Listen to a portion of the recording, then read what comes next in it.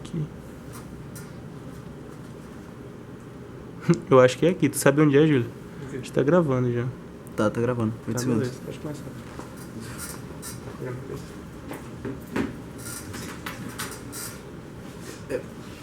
Pois é, eu vou começar com um treinamento de introdução. Fica mais pra lá pra ele vai te pegar aqui no caso. Eu vou começar com um treinamento multithreading. Tá. Tá olhando pro YouTube, né? Bizu é tu virar o computador e sentar aqui, ó.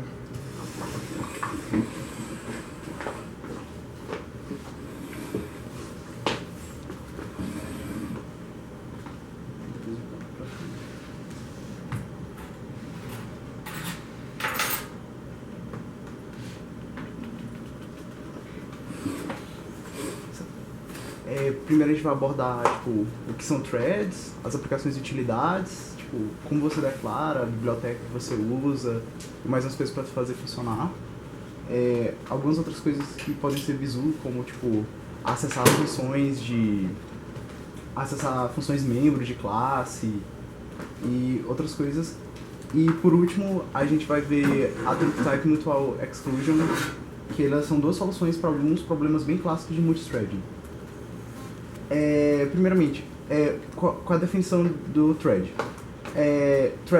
Threads é uma forma de você dividir um problema em várias pequenas partes, de forma que cada uma dessas partes elas sejam executadas paralelamente.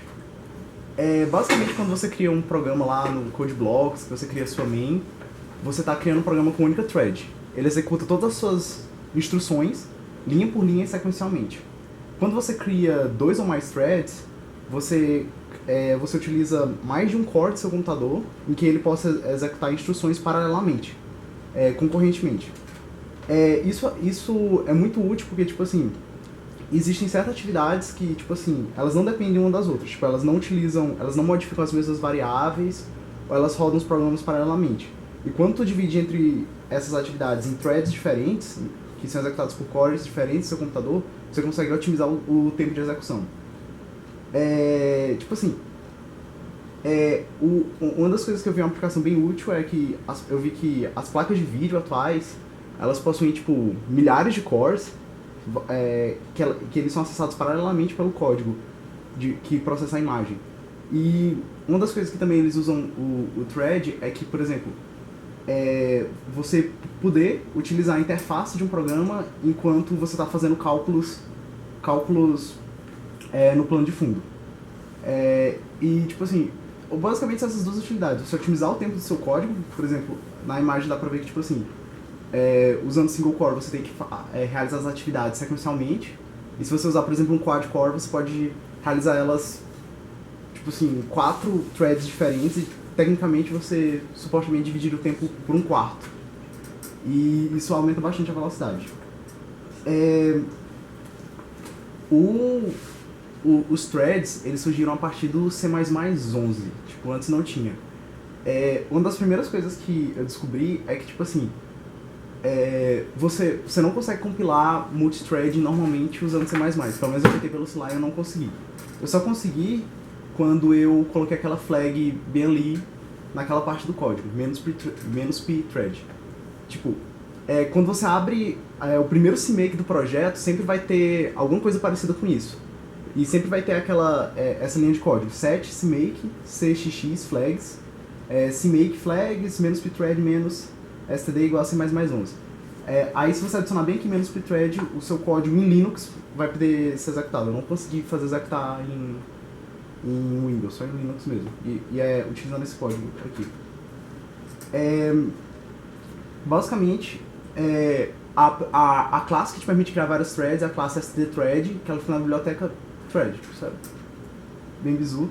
E tipo assim, acho que a principal importância é essa daqui,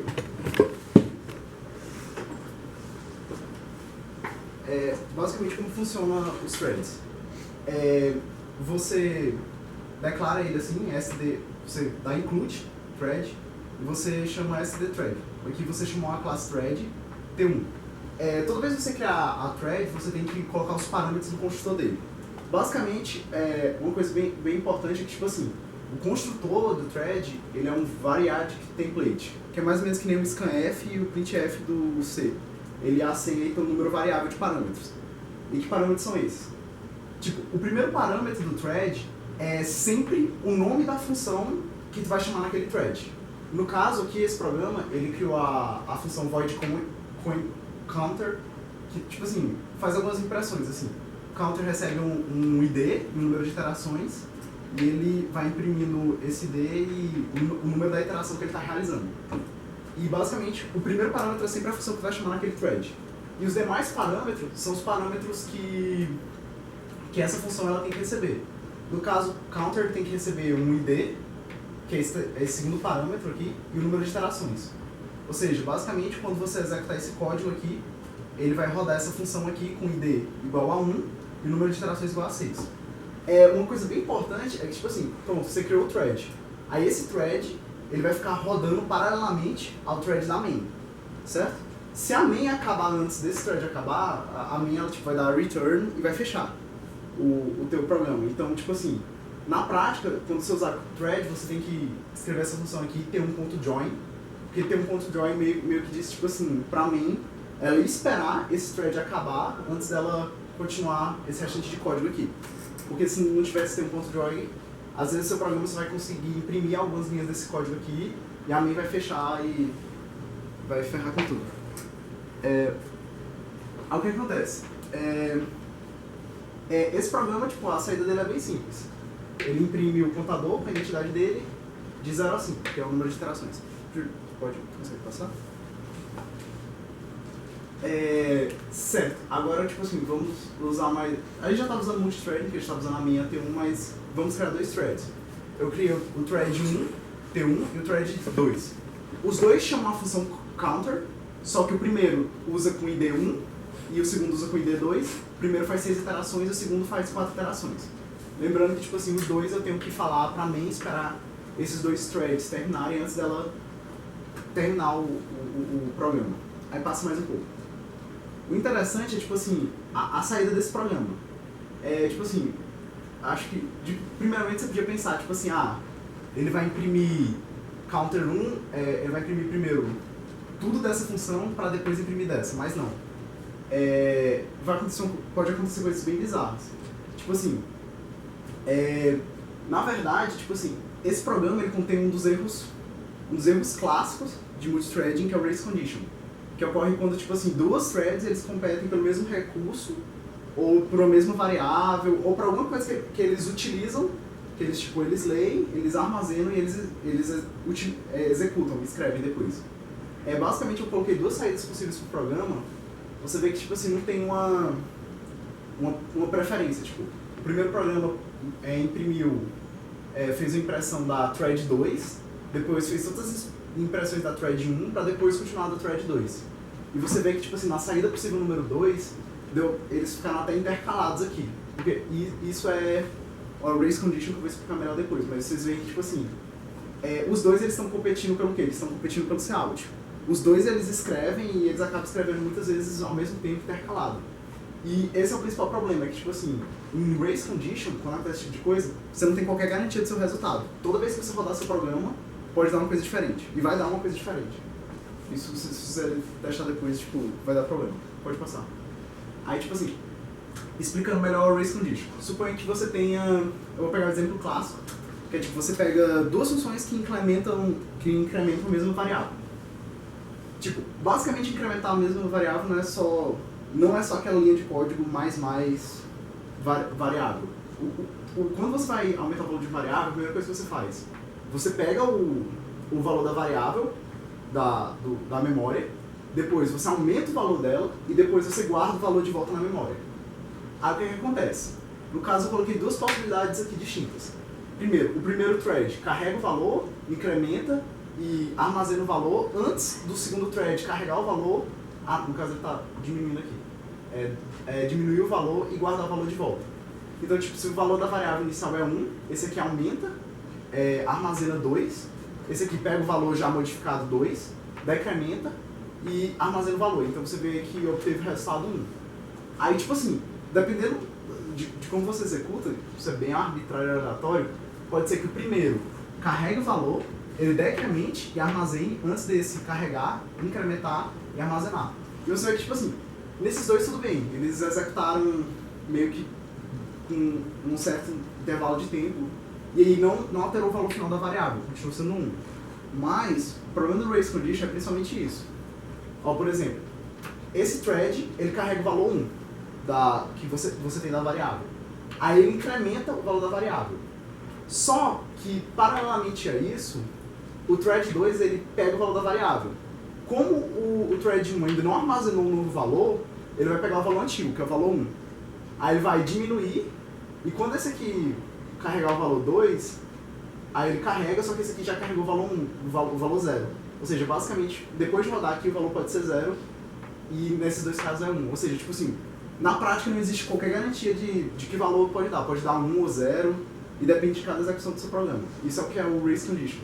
Isso é muito, muito comum quando você compartilha coisas, variáveis que tem memória compartilhada. Aí, o que acontece? Antes de eu falar como resolver esse problema, eu vou terminar de mostrar, tipo, as sintaxes. Eu mostrei, tipo assim, naquele caso, ele pegava uma variável e tirava o valor dela. Para fazer isso, você tem que passar por referência.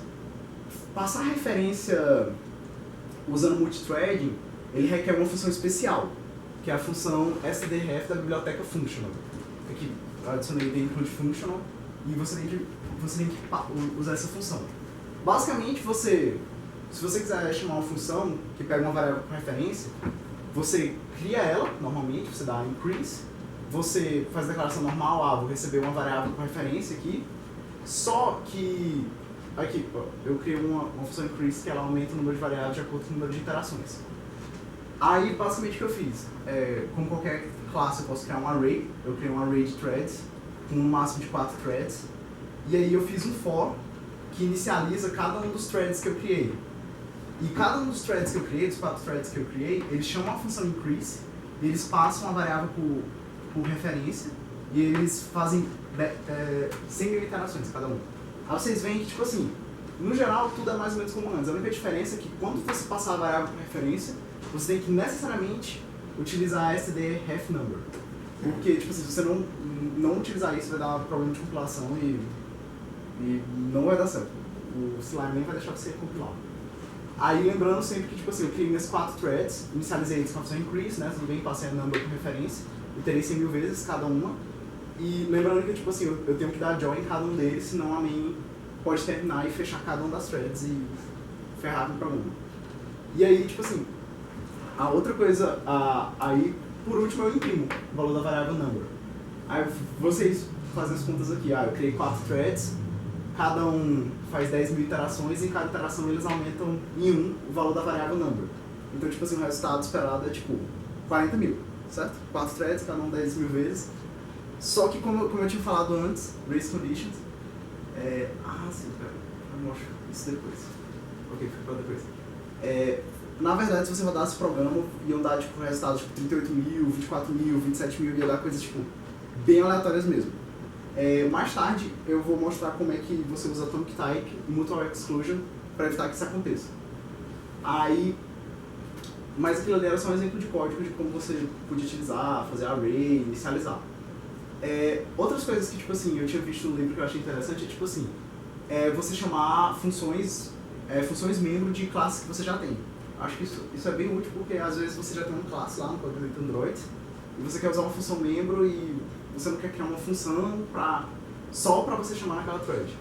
Aí basicamente a única diferença é que, tipo assim, ao invés de você colocar o nome da função aqui no thread, você tem que colocar e-comercial, o nome da sua classe, operador de scope process. Aí depois você passa os argumentos normalmente.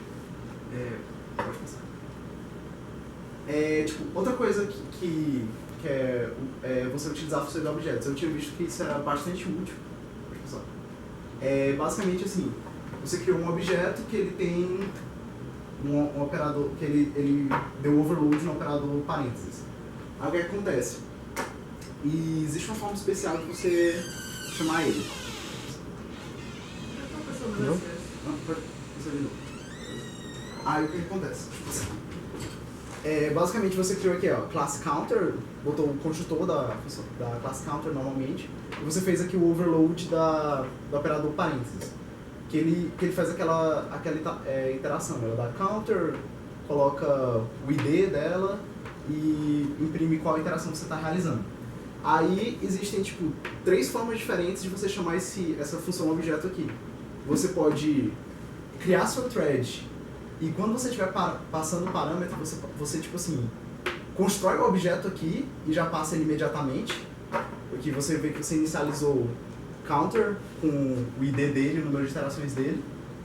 Ou você pode tipo, fazer do jeito que eu acho que é mais intuitivo. Tipo, você cria um objeto com o construtor dele e depois passa o functor, que é a função objeto, para sua thread, que é o segundo método, que eu acho que é o método que você olha, faz sentido. É que você já cria e já passa para thread, no método 1. E o terceiro método, ele é muito parecido com o método 1, mas na verdade isso aqui é chave. Acho que eu esqueci de colocar isso aqui. Eu tinha lido que, tipo assim, basicamente o método 3 e o método 1, eles são bem análogos. Você cria na hora e já passa o objeto para sua thread, para ele executar essa função aqui. Só que, tipo assim, quando você usa chave, dá menos chance de dar erro. Porque, tipo assim, eu tinha lido que, tipo assim, se seu construtor não receber nenhum parâmetro, então ele vai fazer muita confusão com parênteses do construtor, parênteses que deu overload, pode dar problema. Então, no geral, é bom utilizar colchetes, que é o método 3. Mas, tipo assim, isso é só um jeito visual de você chamar functor.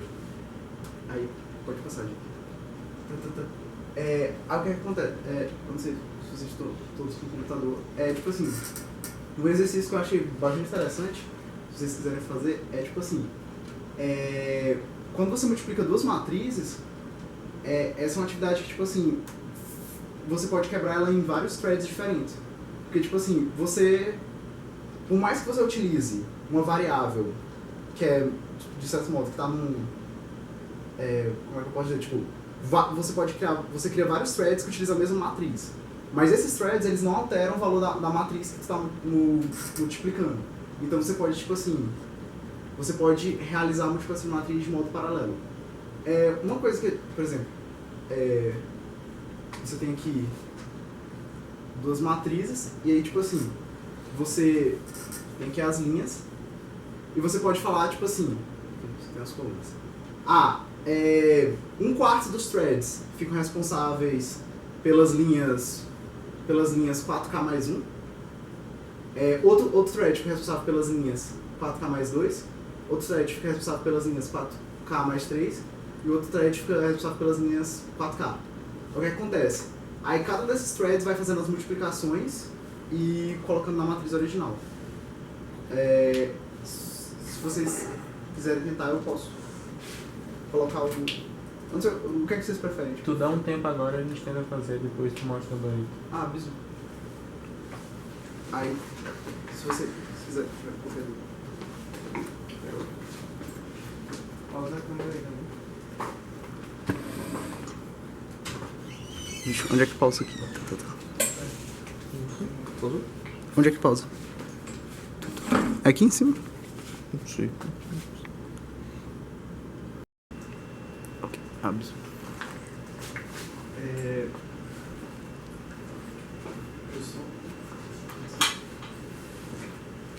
Basicamente, eu criei um projeto, basicamente a minha main, que é onde é que eu ia executar. Aí eu criei, tipo assim, uma classe matriz para ficar mais fácil. Aí, tipo assim, pode descer mais um pouco. Tipo assim, eu criei a classe vector, pode descer mais um pouco. A classe matriz e, basicamente, eu criei esses dois só para facilitar mesmo a vida. Aí o que acontece? Basicamente, quais são as 2 funções principais responsáveis pelo multithreading que eu criei? Eu criei o operador multiplicação, para definir multiplicação de matriz. Ele recebe a primeira e a segunda matriz, ambas por referência, e ela retorna uma matriz, certo? Então, definição normal de operador. Aí, basicamente, é nesse operador que eu vou chamar um certo número de threads, que ele vai realizar a multiplicação de matrizes. Aí, o que acontece? Cada thread, para ele funcionar, como mostra no construtor, ele precisa chamar a função. a função que o nosso threads que ele vai chamar é a função product, que é ela que vai ser responsável por multiplicar as linhas as linhas de uma matriz pela matriz restante. Basicamente, tipo assim, como é que seria? Tipo, basicamente, no caso, por exemplo, digamos que eu tivesse uma 4x4. 1, 2, 3, 4. 1, 2, 3, 4. O que acontece? No caso, meu programa, ele criaria 4 threads. Aí, basicamente, o primeiro thread seria responsável por essa linha. O segundo thread seria por essa. E o quarto por essa. Certo? Aí, basicamente, o primeiro thread é multiplicar essa linha por todas as colunas dessa matriz e armazenar os valores que ele ia encontrando numa variável que ele ia receber por referência. Aí, a segunda também. Aí, o que acontece? Ele ia, por exemplo, essa linha ia multiplicar toda essa matriz e ia gerar esses elementos aqui, que é o A1, A2, A3 e A4. Aí, esse thread ia pegar essa linha e ia multiplicar toda essa matriz e gerar esses elementos. A21, A22, A23 e A24. Aí você vê que, tipo assim, em nenhum momento dá problema de data racing, simplesmente porque, tipo assim, um thread está responsável por uma linha e o outro por outra, ou seja, eles não pegam variáveis de memória compartilhada. E segundo, eles também, tipo assim, o local que eles armazenam são, tipo assim, são variáveis diferentes, tipo, essa linha vai armazenar aqui, aqui e aqui, esse thread que é responsável por essa linha vai armazenar aqui e aqui, e, por exemplo, esse thread aqui, que é responsável por essa segunda linha, vai armazenar nessas variáveis aqui, aqui e aqui. Então, tipo assim, por isso que multiplicação de matriz é uma coisa que, tipo assim, você não precisa se preocupar tanto com data racing, porque não dá problema. Aí, basicamente, a nossa função produto vai receber as duas matrizes, certo? A matriz primeira e a segunda. Ele vai receber a linha que ele está responsável, no caso, o conjunto de linhas que ele a linha que ele está responsável, e ele vai receber, por referência, a matriz que ele deve armazenar os resultados da multiplicação. Passa mais um pouquinho pro lado. Aqui, para mostrar isso. No caso, esse último parâmetro eu fiz porque era tipo assim. Se eu tivesse. Eu tava conversando com um amigo meu, ele tinha me dito que basicamente assim. No caso, meu computador, ele tem. Ele permite assim, até 4 threads. Tipo assim, não é que você não possa pedir para o C++ gerar mais threads, mas é porque o jeito mais eficiente, o jeito que otimiza mais o seu tempo é com 4 threads.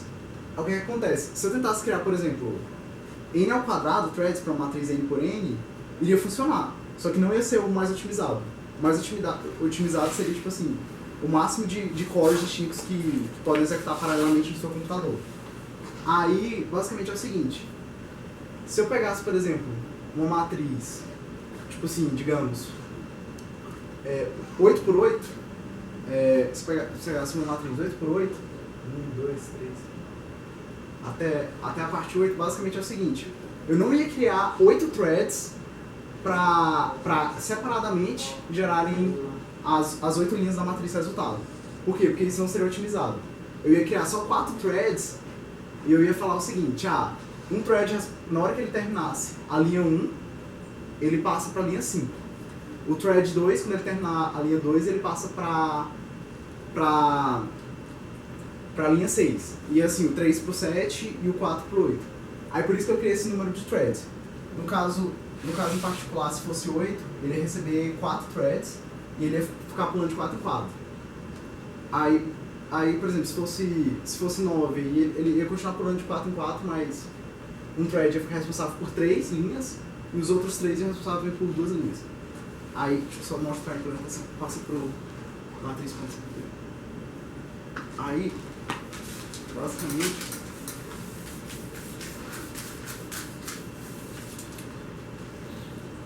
deixa eu mostrar como funciona, vai no de cima.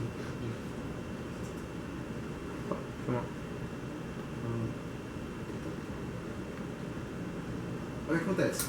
Qual você quer? Essa aí mesmo? Esse aí mesmo. Basicamente, o produto faz o quê? Ele percorre as linhas da primeira matriz, sendo que ele vai pulando de acordo com quantos threads você tem.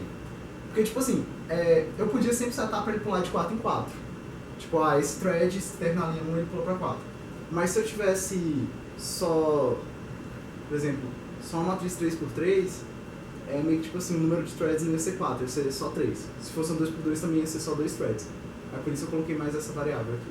Mas basicamente ele vai percorrendo as linhas, só que ele vai pulando. Tipo, porque os outros threads são responsáveis por fazer as outras multiplicações.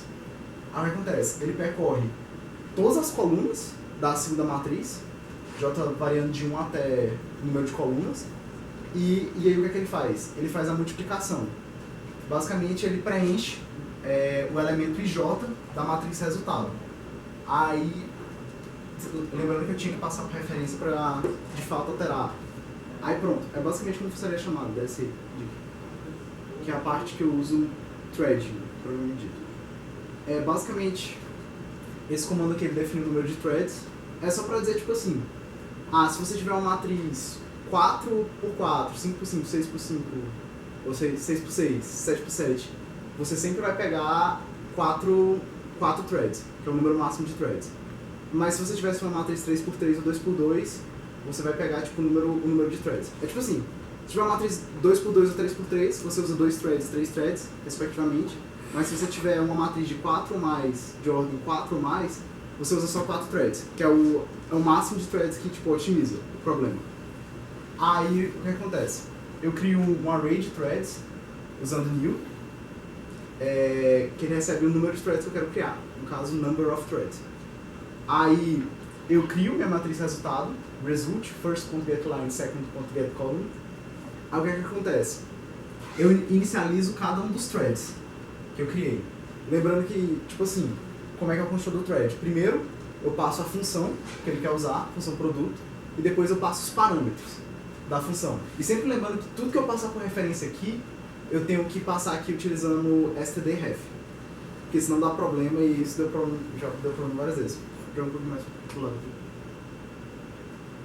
Aí eu crio meu array de threads, aí ele passa a primeira, a segunda, aí ele passa a linha que ele é responsável, passa a matriz resultado e o número de threads que eu estou utilizando. E para cada um dos threads eu tenho que dar join para tipo assim, a main terminar de executar. Tipo assim, uma outra coisa que você podia fazer é tipo assim, você ao invés de criar exatamente esse número de threads, você podia criar esse número -1 e utilizar a main para fazer os cálculos da matriz. Porque quer não, a main é outro thread que roda paralelamente, aí você podia fazer os cálculos aqui. Aí basicamente o operador retorna o resultado e pronto, acabou a função. Isso aqui tipo assim, é bem simples e é a maneira otimizada. Assim. Depois eu passo primeiro para vocês darem uma olhada melhor. Mas é basicamente isso. Você cria seus threads, você chama a função e cada função é responsável por um determinado número de linhas. E aqui, bota na minha. Aí, basicamente, mostrando a execução do problema, ele cria duas matrizes 3x3, aí a matriz MA clássica 0, 2, 3, 4, 5, 6, 7, 8, e essa aqui é a matriz, tipo, uma matriz estranha que executa aqui.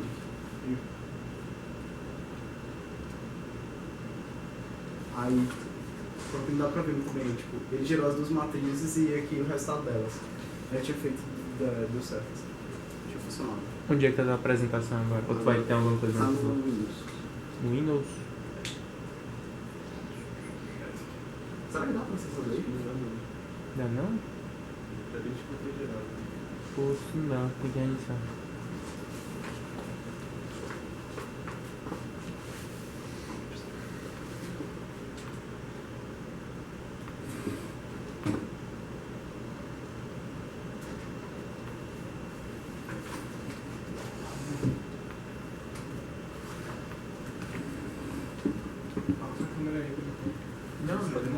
Pode deixar o Celso, ele corta desse.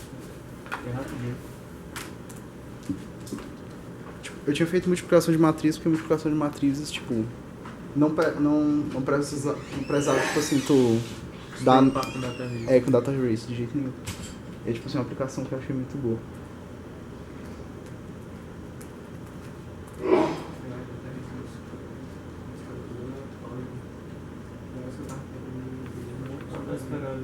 aquele negócio da Luna, usar o Grid, é isso também. É? A gente usa isso?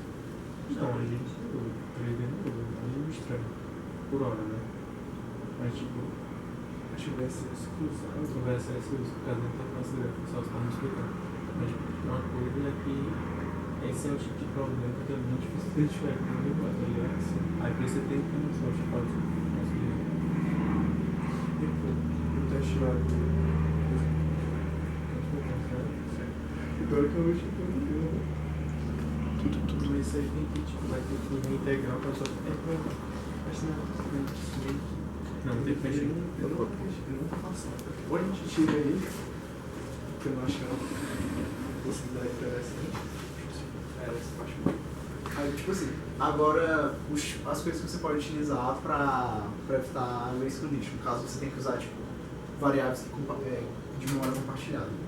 A primeira coisa que eles falam no livro é, tipo assim, tentar não utilizar variável de memória compartilhada, porque dá muita treta. Mas, tipo assim, se for preciso, um dos modos de receber é Atomic Type. Atomic Type, eu tinha lido, tipo, acesso atômico à variável. Basicamente é o seguinte, o data race ocorre para aquele problema, tipo, uma thread, ela carrega o valor de uma variável, altera o valor da variável, e em paralelo a isso, outra thread pode estar pegando o valor dessa variável.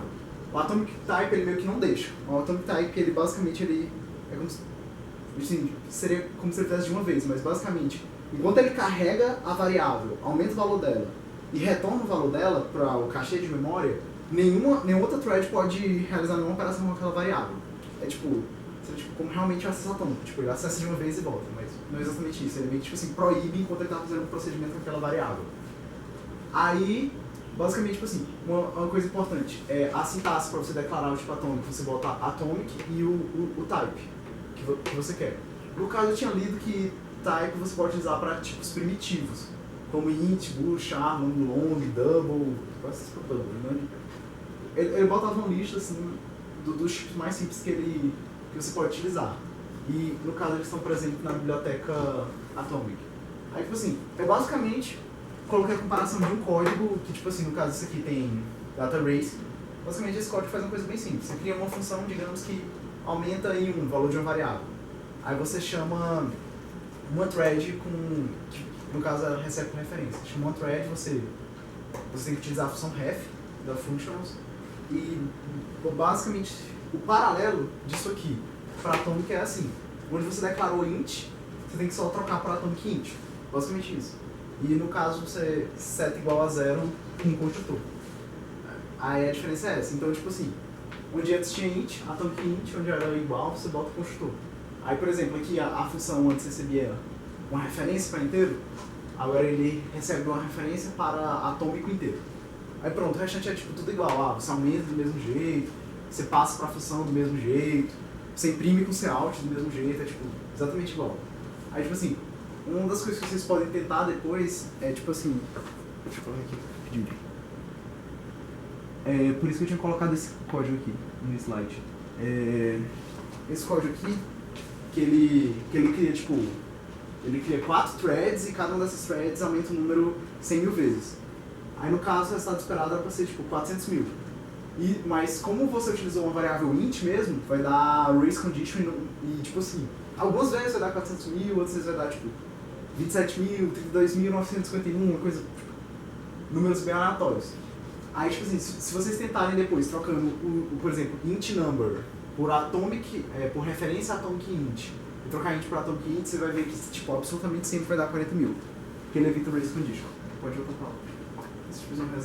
Mutual exclusion. Mutual exclusion é tipo assim, é o outro método, depois de atomic type, que você utiliza para evitar o problema de race condition. Basicamente, tipo, o princípio de funcionamento dele é tipo assim, digamos que você tenha tipo uma thread bem aqui, aí ela vai utilizar um recurso que você sabe que é de memória compartilhada. Aí, o que é que você faz? Eu sei que você vai utilizar um recurso que é de memória compartilhada. Então, o que é que você faz? Você cria, tipo assim, uma variável estática, global, digamos, a variável A, que no caso ela é do tipo mutex, que é o tipo que eu vou mostrar depois. Aí basicamente o que é que você fala? Enquanto, antes de eu fazer esse procedimento com a memória compartilhada, eu vou dar lock nessa variável mutex A. Aí o que acontece?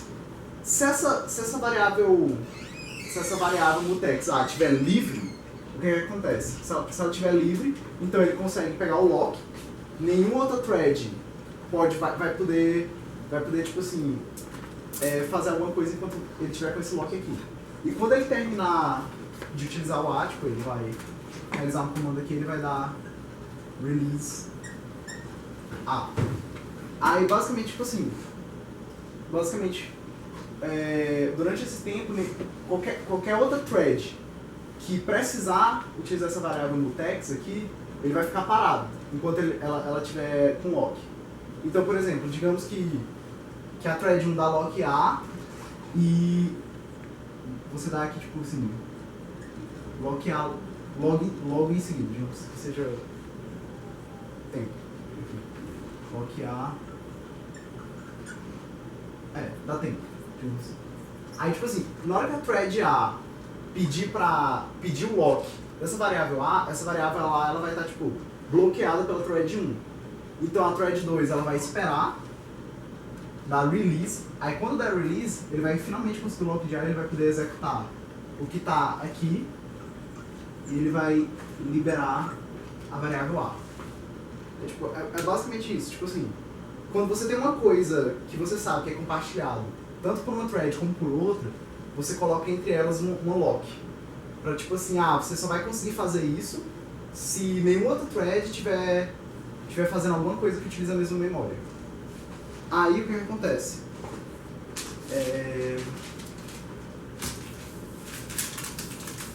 No caso, você utiliza duas classes para fazer isso no C++. As classes que você utiliza, tipo assim, a classe mutex, da biblioteca mutex, e as classes tipo lock. No caso, tipo assim, aqui existem vários tipos de lock, tipo, muitos locks mesmo, mas tipo assim, o que a gente vai utilizar é a lock guard.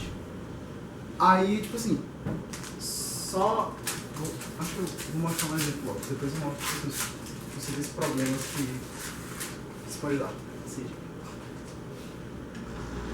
Aí, esse código aqui é um pouco grande, mas tipo assim, esse código aqui é outro exemplo de código que tem data race. Basicamente, explicando bem rápido assim, ele cria uma função chamada .prod, produto interno, que basicamente recebe dois vetores e faz o produto interno deles e coloca no resultado. Tipo assim, isso é vendo por cima, faz o produto interno. Aí, basicamente, o que acontece? Você quer que, para você fazer esse produto interno, threads diferentes façam partes diferentes do produto interno, que nem a gente fez com a matriz. A matriz a gente fazia threads diferentes, multiplicar partes diferentes da matriz. Aqui, basicamente, o que ele vai fazer de modo análogo é isso. Ele vai criar várias threads para fazer as contas. Basicamente, o problema é que pode existir competição por esse recurso aqui, que é essa variável aqui que você está passando por referência.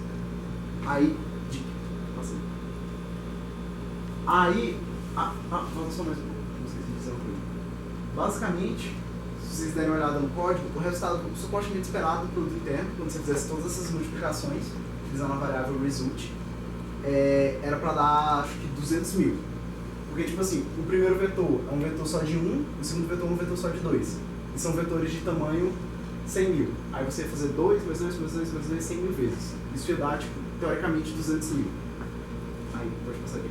Só que, porque existe data racing, isso aqui eu tinha pegado de um site, aí eu tinha, os resultados que ele tinha obtido era esse. E cada vez que ele realizava uma operação, dava tipo 138.832, 140.690. Sendo que o resultado esperado era 200 mil. Aí, pode pensar. Aí o que acontece? Acho que voltou aqui. Aí o que acontece? Como é que você pode utilizar Mutual Exclusion para fazer isso? primeiro, como eu tinha falado antes, para você fazer mutual exclusion, você precisa criar uma variável, no caso, uma variável que você vai poder dar lock nela. Aí no caso aqui, você inclui a biblioteca include mutex, e a variável A, que eu tinha falado antes, ela vai ser essa variável aqui, ela vai se chamar barreira, certo? E basicamente funciona assim. Basicamente essa é a sintaxe. Você cria um lock guard, std lock guard, do tipo mutex, aí você dá o nome da sua variável e você diz qual lock você quer dar. Basicamente a sintaxe é essa aqui. std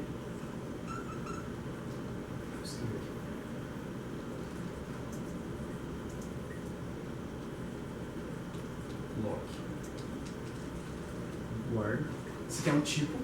Aí basicamente, esse tipo ele tem que ser, pelo menos as aplicações que eu vi, sempre do tipo mutex. Aí você dá o nome da sua lock, assim, um nome qualquer. Lock.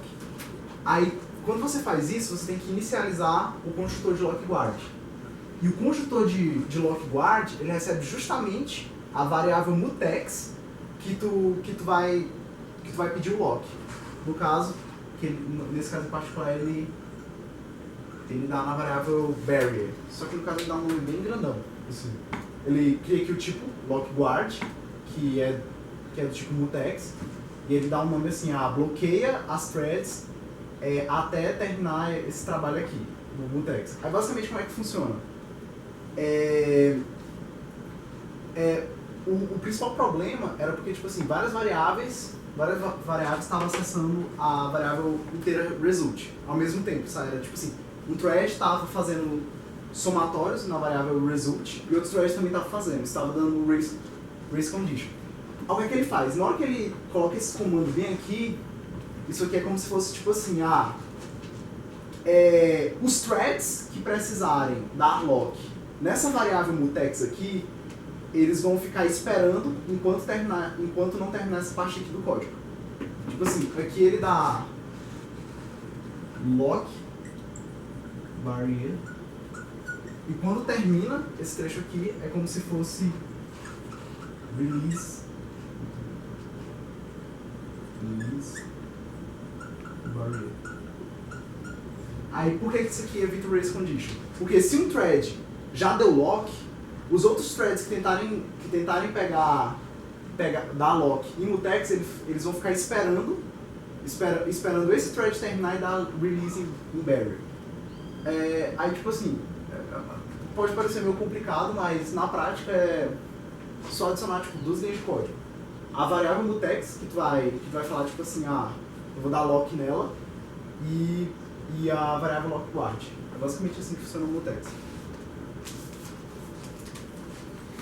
Aí eu coloquei outro exemplo, tipo assim, no caso a gente fez pra...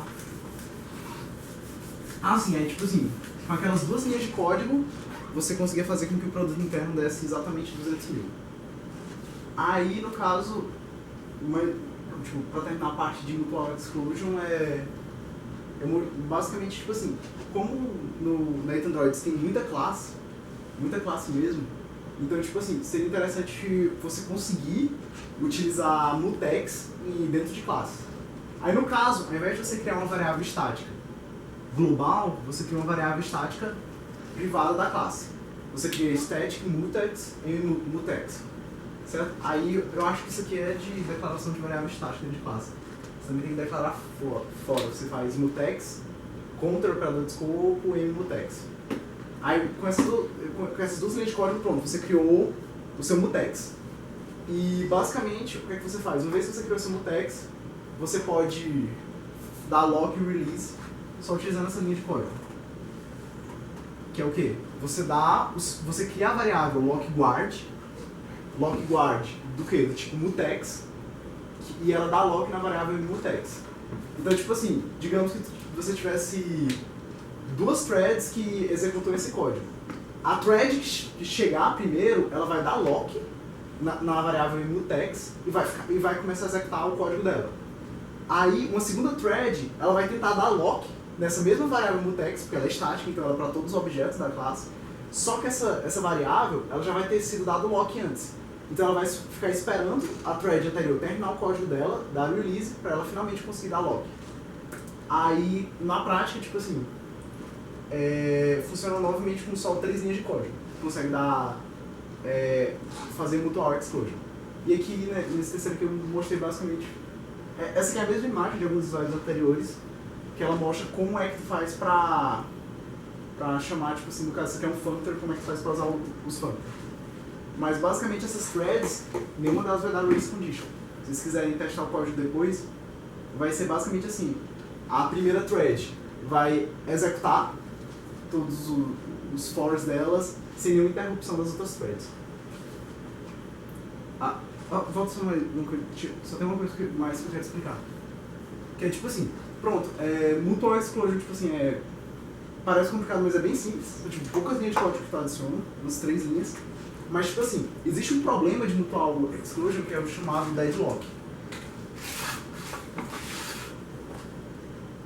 O deadlock, ele pode dar problema como, por exemplo, você cria uma thread T1 e depois uma thread T2. Aí a thread T1 ela dá lock numa variável mutex A, certo?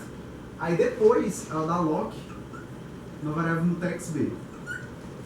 Aí ela executa o código dela, depois ela dá release A, release B. Digamos que eu tinha feito release B e release A. Pronto. Aí o que acontece? Se uma thread 2 der lock B e lock A, executar o código dela.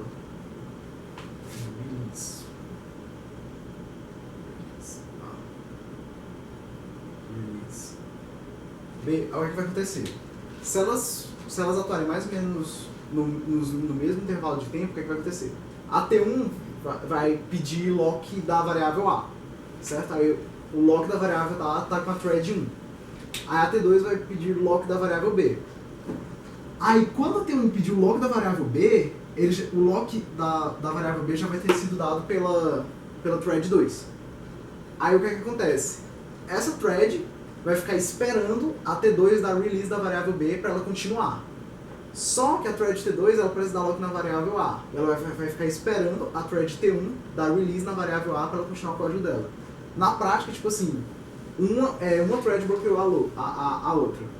Aí isso aqui é deadlock. Tipo assim, as duas ficam esperando a outra tipo, dar release, mas isso nunca vai acontecer. Isso é o famoso deadlock. Existem, tipo, eu tinha visto isso aqui, tipo assim, era bem suga. Existe um tipo de lock que é tipo assim, eu vou dar lock, tipo, que você usa time mutex, que é basicamente assim, eu vou tentar pegar o lock de uma variável mutex. Se eu não conseguir pegar o lock dessa variável mutex até um certo intervalo de tempo, eu vou continuar o código fazendo outra coisa. Isso é tipo assim, é uma outra funcionalidade de mutual exclusion, mas tipo, é uma coisa já bem mais avançada que a gente precisa muito subir de entender. Aí basicamente isso é deadlock. Aí o viso mais simples para evitar esse tipo de coisa é só fazer o seguinte: tu coloca na mesma ordem. Aí se tu colocar na mesma ordem, o que vai acontecer? Esse vai dar lock A, aí esse vai dar lock A. Na hora que esse cara dá lock